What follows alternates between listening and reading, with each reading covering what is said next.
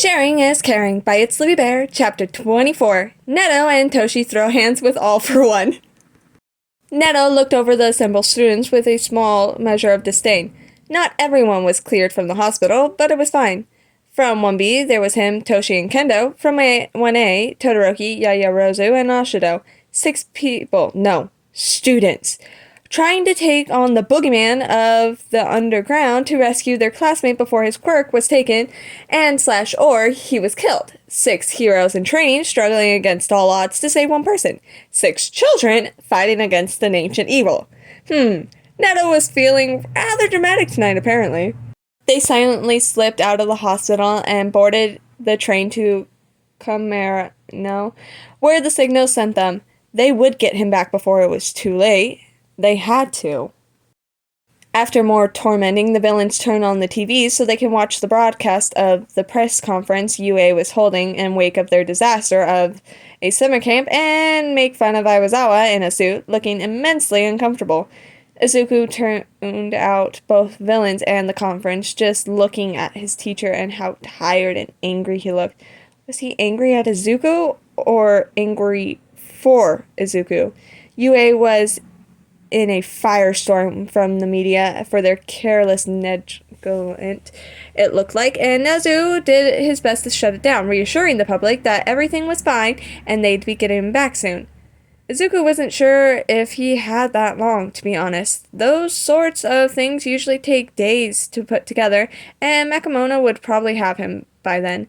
At the most, they'd find a smell of smoke, and then all traces of him would disappear to wherever it was she would take him. There was a knock on the door and everyone steeled. Kamamino, pizza law! Makomono rolled her eyes. Ugh, someone ordered pizza to the secret base? Jesus Christ, you guys are gonna get arrested fast. The wall bust open, and Izuku flinched backwards, toppling backwards in the chair. He wasn't restrained or anything, he was too scared to move. And knew fighting would get him killed unless it was the perfect moment, like right now. He sprung out of the chair, pushing Dobby, the burnt man, into the heroes that were pouring onto the scene. Eggshot had just finished knocking out Kurogiri, preventing them from warping away, and quickly knocked out the fire user as well, working on getting everyone unconscious before they could conform to the chaos and get their shit together. Izuku saw a flash of blue and red and gold, and his heart lifted. There was All Might. Everything was going to be alright now. He hadn't failed him. And then he was hit with the memories of the slime villain as he choked on the almost liquid that dragged itself out of his throat and enveloped his body. He watched desperately as the heroes who had come to rescue him disappear behind this thick sludge, and he mourned. Things would be worse for him now, since he fought back. He closed his eyes. At least he was already drowning. Stalking through downtown Kamino in shitty disguises was not Hitoshi's idea of a good time, but if it meant getting Midoriya back, it was definitely worth it. It took everything in him not to activate the boy's quirk every once in a while, checking to make sure he was okay and not dying or quirkless once again. Iwasawa and Vlad were both currently at the press conference to calm the media storm, so it seemed like the perfect distraction to go on the rescue mission. The tracker led the 6 of them to the seedy part of town, complete with what looked like to be an abandoned warehouse. Kendo held up a hand, eyes glinting. This has to be the spot, she hissed. Abandoned warehouses are classic villain hideouts. If I give someone a boost, can we look in the window? Neto regarded his class president with a raised eyebrow. Why do you sound like you read a lot of spy novels? She rolled her eyes. They're fine, even if they aren't read. That's not the point. We have to find Midoriya. Hitoshi nodded and stepped forward. I'm tall. Boost me. Her hand extended in the low light from where they were behind the wall, and he stepped on without problems, fully supported by her quirk, and looked in the windows with narrowed eyes, just peeking his eyes over the ledge to lessen the chances of being spotted. He flinched back, then crouched down, Kendo's hand wobbling a little from the sudden movement, and he looked at them with wide eyes. No, he hissed. At least a dozen, all in tanks. Fuck, shit, fuck, gods, ugh. He felt hands hit his shoulders as he stumbled off of Kendo, and he looked up into his boyfriend's blue eyes that radiated a steely determination. Calm down, Neto muttered. If they're in tanks, they might just be, I don't know, sleeping. 1A, you have an experience with them. What's the situation? The three of them looked at each other, and Ashido spoke up first. Well, the one in the USJ was really bad, made to kill or fight All Might, and had multiple quirks. Todoroki nodded. In Hosu, there was one with wings. If we're dealing with someone who can give and take quirks, it stands to reason that all of them have multiple quirks and are made for different tasks. You can expect anything, I imagine, but they are quite mindless if they don't have orders or some sort. Cannon! Cannon! They tumbled to the ground, and everything shook from the signature move of Mount Lady as she planted a foot in the warehouse.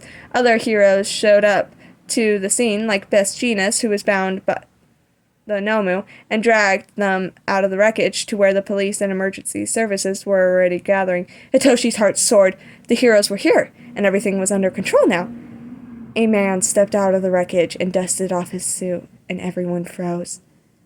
Dressed to the nines, the man was wearing a mask reminiscent of Darth Vader, probably also to help him breathe, if the tubes were any indication, and Best Jeanist controlled the fibers of his team's costume to fling everyone out of the way, while binding the man in the suit. The man sighed, rattling the mask that was eerily like a black skull, and black and red tendrils sprouted from his body to pierce the number 4 hero directly in the chest. So troublesome, he muttered. But if you're lucky, you won't die here. I believe I need to retrieve my ward. One moment, please. Hitoshi's eyes widened as black masses formed, dropping out the League and Makamono and everyone who had gone through that damn portal the night before, and Izuku. He looked ashen pale, looking around frantically and edging away from Makamono, but she grabbed him with a snarl, and Hitoshi almost stepped forward. Then the air became so heavy he couldn't breathe. All for one purled. That's correct. Kaku Junken Bushi Suka. Makamono of the Barlong Bitches.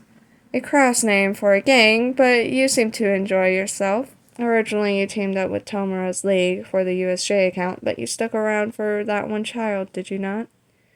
Well, I'll let you have him in a moment, but first, I have to see him myself, you understand?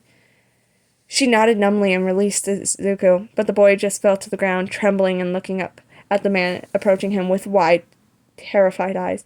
Everything froze as All for One placed a hand on top of the green curls, and Hitoshi activated the boy's quirk on instinct, wanting to know the exact moment it was gone. Everything stilled for a moment before the man gently removed his hand, and he began to laugh. Hitoshi looked down at the lilac sparks in confusion. He hadn't taken the quirk? Oh my, All for One chuckled, finally winding down. What a coincidence. To think Tomura would focus on you with little to no prompting. Greetings, number 9. Tell me, do you like my brother's quirk? Izuku swallowed but said nothing. To think All Might would choose you. You have at least one soulmate, do you not? I was under the impression he wanted someone without a soulmate to avoid the spread of the secret. Was I misinformed? Izuku slowly shook his head. So you didn't tell him. How intriguing. To think that blasted quirk would be useful for something after all, even if it couldn't give me what I wanted. And here he comes now. All for One! The man tisked and swatted the number 1 hero away. You're getting slower, All Might. That was only 5 kilometers, and I had time to have a full conversation with your protege in the meantime. If he had been anyone else, he would already be quirkless. You, my friend, are a failure of a hero. All Might spat at the ground as he hauled himself to his feet, taking a firm stance once more. I have failed only one person today, and that is how it will stay. Young Midoriya, have no fear, I will get you out of this. All for one curled a hand around Izuku's neck and hauled him into the air, causing the boy to scramble and clutch at the large hand holding him up. Will you, All Might? Would you risk this boy just to get at me? Your entire legacy is being held in my hands. I wonder if Shimura would make the same decision were this several years ago and you were the one in my grasp. You're weakening, All Might. You've already passed the torch, and your injuries are just as bad as mine. How long can you last, I wonder, in front of these cameras? All Might clenched his fists. Unhand him. Oh, and why should I? Once he and the rest of the civilians are out of the way, there's nothing holding you back from using all the rest of your meager power to try and take me down. Seems counterintuitive, All Might hummed, to give you free range. And a true fight isn't what you want? The man scoffed. I'm a supervillain, Yagi. We don't fight fair. Tomura. He turned to the three conscious members of the League, Shiriaki, Compress, and Makamono. You've done well, even if you failed at this juncture. There's always more room for success in the future. Makamono, payment for services re-rendered. He tossed Izuku at the woman's feet, but they were both too frozen to move. And I recommend you all leave now. Force activation. Where is it? Ah! Black and red tendrils pierced the body of Kurogiri, and the mist spread out, enveloping the unconscious members of the League and teleporting them away. And Hitoshi stepped forward. It was now or never. Neto tapped Todoroki's bare arm, and all six of them ran in, sliding on ice and acid alike. Izuku! Neto shouted. We're leaving! The boy shook himself out of his stupor, and his eyes lit up, welling with tears, as he leapt up to grab him. Makamono snarled, coming out of her daze. Her whip cracked at him. It hit him once in the back, but a gunshot rang out, and Yarozu snarled at her. Not on my watch, bitch! Mr. Compress started forward, trying to grab the boy, but Ashido flung acid at him, and he recoiled as his coat sizzled, and Neto and Kendo both reached out large hands to the freckled boy. Hitoshi saw All for One move out of the corner of his eyes and decided to do something stupid. Hey, Darth Vader, he called. Have fun in hell! The man replied without thinking, and Neto cursed as he switched to grabbing Hitoshi instead, Kendo being the one to grab him. Hitoshi's head was on fire, but he distinctly heard the crackle of ice as 7 of them shot through the sky. Neto was alight with blue lightning as he carried both Hitoshi and Ashido, tucking one under each arm, and Hitoshi felt his connection sever as All Might punched the supervillain directly in the face. He gasped and came to right as they slid to a stop 3 blocks away from the site of the destruction. They could still feel the shockwaves from the fight, but they all kept running. At some point, Todoroki had lost his wig, and Hitoshi had a brief moment to worry about being recognized as they went onto the busy street, but that soon was dismissed as no one was paying attention to them. They were all looking at the live news feed of the fight. You can do it, All Might! The cry started with one person, but soon rose to a deafening roar as everyone cheered on for their symbol of peace, as if he could hear them. Maybe he could. They were pretty loud. All Might's arm puffed back up to be full muscle, and he prepared his last punch. All for One's own arm was a horrible mess of at least 7 different quirks, and they met in the middle. United States of Smash! The crowd held their breath as the dust cleared to reveal a wobbling All Might standing over the unconscious villain. All Might raised a weak, shaky, thin arm to the camera, and the microphone picked up his words. You're next. The crowd erupted into cheers, and Hitoshi felt Izuku squeeze his hand. He looked at the boy, remembering the strange things about legacies the villain had said, and as soon as he saw Izuku was crying, he pulled the other boy into a hug. He didn't know if Izuku was the only one with shuddering sobs racking his body, but based on his blurry vision for things he didn't fully understand, he doubted it.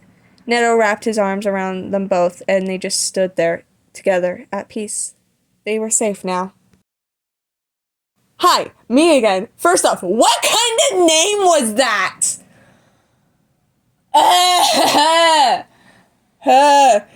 I can't even pronounce that still. Oh my gosh. But this chapter was fun to read. But Only a few chapters left. Whoop-de-doo. Anyway, bye!